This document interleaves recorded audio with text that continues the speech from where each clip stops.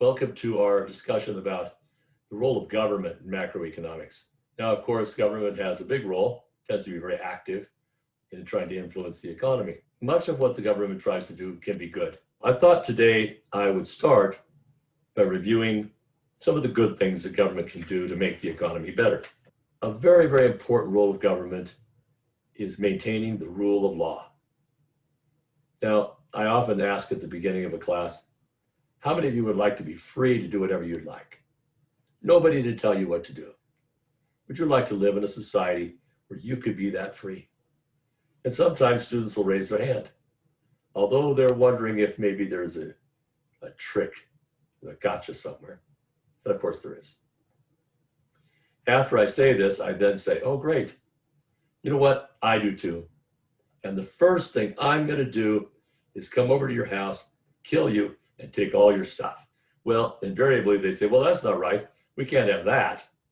And I say, okay, so we need some kind of rule that says we can't kill each other, okay, or take each other's stuff. Now, a second important role of government, which flows from that, is defining and enforcing property rights. So the government gives us our property rights, and they determine what you can own, what you can't own, what they're going to take away, and so forth. Now, you might think, no, Dr. Thomas, I own a lot of stuff. But I got to tell you right now, this is an illusion. You do not actually own any of that stuff. You don't own your car. You don't own your house. You don't own your furniture. You don't own even your own life. The government owns those things. And what they've done is assigned you property rights. They could take those away. They could take your house. They could take your car. And they could take your freedom. They could even potentially take your life. So that might be a little depressing to think about.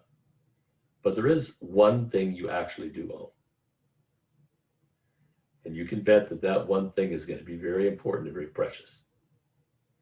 That one thing is your thoughts. The freedom to think what you want to think. And you start expressing that, you may not be so free as we see today in today's society. But you can keep your thoughts and they're yours. Having thoughts is very important. And so here you are in college and you're learning and you're improving your mind. And that is good because those are the only assets you actually own. And so we want to make sure we protect them. A lot of these fall under a group or a category of decreasing transaction costs. Now, we've talked about transaction costs, and as you might recall, there are 4 kinds of transaction costs. These are the costs that are involved in transacting business. And the first transaction cost is search cost, the cost to find who you're going to trade with. The second cost, of course, is bargaining costs. We have to reach an agreement on price. Thirdly is contracting. We have to agree on the terms of the deal to make sure that if I need to do a return or whatever, that's all worked out. And finally, there's the transfer cost to transfer the goods and services and transfer the money as payment. And so government can influence these transaction costs in many ways. What role can the government play in helping us to reduce our transaction costs?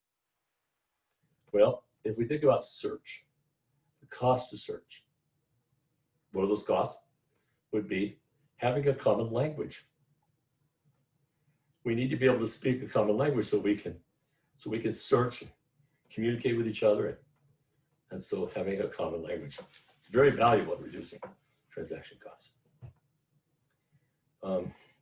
Having roads, having communication systems like the internet, phone system.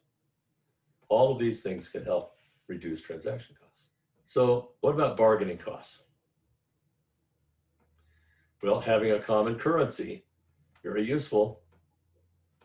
If we're going to establish a price, we need to have a common currency we can use to communicate that price. so the government can provide us with a common currency. That's very important. And a stable currency. We need to have a court system that we can rely on to protect the contracting rights. So if you don't deliver the product that I paid for it, how will you get my money back? Doesn't always work, but sometimes it does. So having a good court system and police and so forth, very, very important. Transfer costs, again, having the common currency, a good banking system, good roads, airports, so forth, that can deliver products back and forth. What's interesting is to look at these four things and think about Amazon.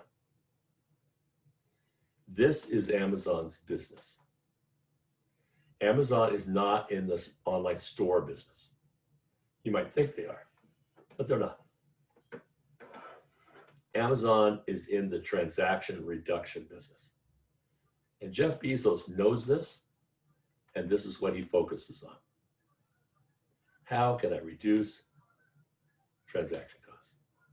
So every aspect of what Amazon is trying to do is to lower our search costs, lower our bargaining costs, lower our contracting costs, lower our transfer costs.